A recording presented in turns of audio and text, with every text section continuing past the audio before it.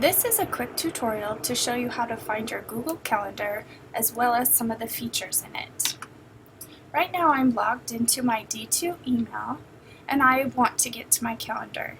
To do this, you go to the 9 pin that's up here in the right hand corner. This might also be called the app tiles. When I do this, I can see all of the additional options I have in my Google Apps for Education account. Today, let's look at the calendar.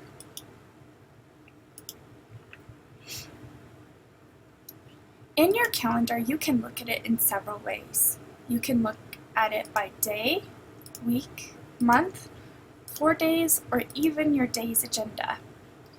The day's agenda is a little overwhelming to me, so I'm going to go back to week. The most basic use of your calendar is to just create an event.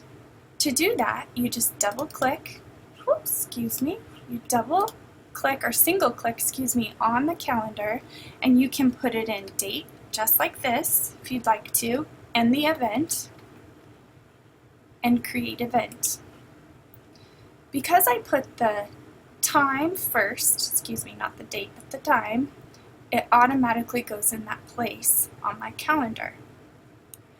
I can add more detail by pressing Edit Event. When I do that, I have a variety of options, including finding a specific time, repeating the event, which is super helpful if it's like a lab class or something like that. You can have it repeat every week until the end of the school year. You can also add guests. So perhaps I want my husband to make me breakfast at 7:30 a.m.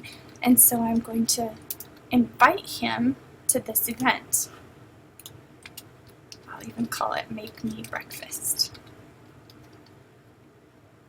I can add more details by choosing which calendar it's going to go to. I'll talk about that in a second. You can add a description. This is very helpful if you want to remember some things to bring to the event, or if it's a class assignment, you want to make sure and hit certain points in the assignment. You can also color code the event. I'm just going to save it for now. And yep, I want him to know he has to make me breakfast, so I'm going to send the event. So here's my 7:30 a.m. Make Me Breakfast. A common things teachers always ask me is, I'm afraid to use my calendar because I don't want it to go to the whole school. And that's a great fear.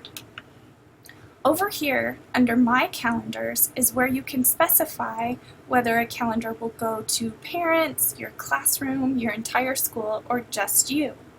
So you can see under My Calendars, I have one that's just me, that's the pink one. I have one for another activity I'm involved in, that's blue, and then I have one for my tech position, which is in purple.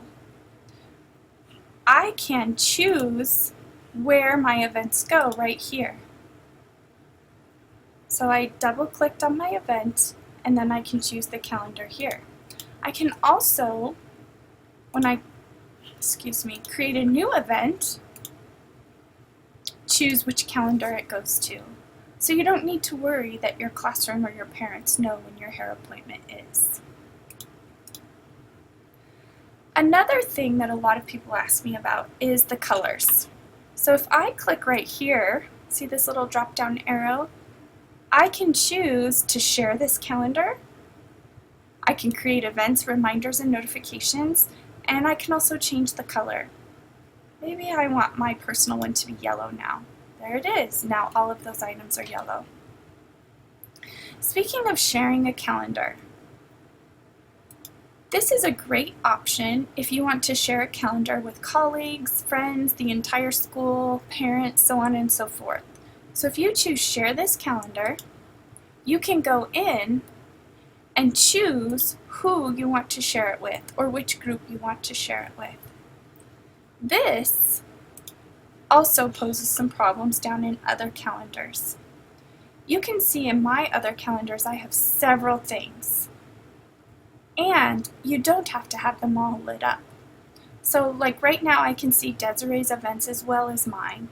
Let's say I'm overwhelmed by all of these items. I can hide these events by clicking here and choosing Hide this calendar from the list.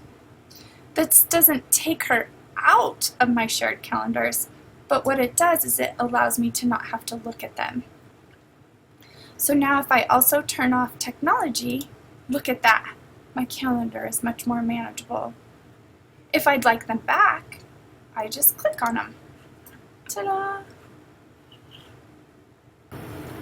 Google Calendars has many more options, but this quick tutorial hopefully will get you started on the path to organization. If you'd like one-on-one assistance, just fill out a help ticket. Thanks!